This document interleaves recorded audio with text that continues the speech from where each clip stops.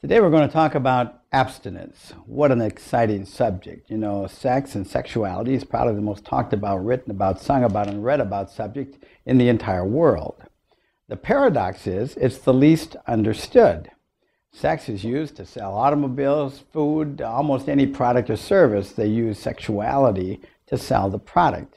And Hollywood has made it a big business. It's a multi-billion-dollar industry. Pornography, a $14 billion industry. 75% of internet use is sexual issues. Number one crime in prisons today is sexual addictions. And so we have child abuse, we have sexual abuse, we have all kinds of lawsuits on this subject.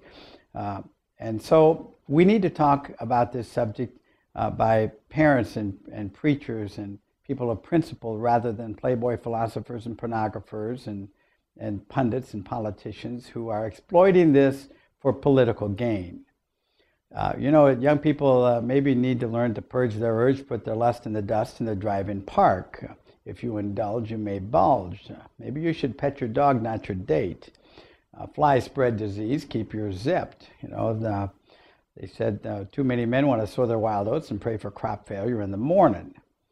And when I was a kid, in fact, one guy said, I knew I loved her when I saw the reflection of the moonlight in her father's shotgun.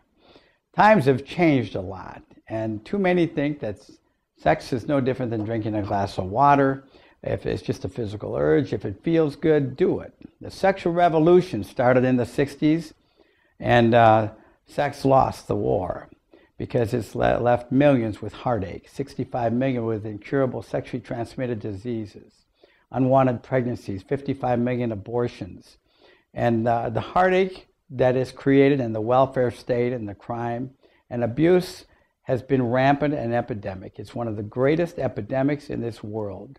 We're finding out that all the money, love, power, and sex that you want does not satisfy the soul.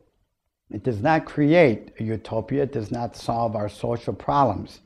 And making our laws more lenient, saying that on the premise that it's private. What's private, the government shouldn't be involved in. Well, you know, a lot of crime occurs in the bedroom today. And so the government has to be involved in promoting responsibility and virtue. John Adams said, freedom without virtue is madness. When our forefathers debated what type of country we would have, they wanted us to be able to govern ourselves because we were a virtuous society at that time. And they knew that the foundation of freedom is responsibility and virtue. And without that, there is no freedom. And that's something to think about.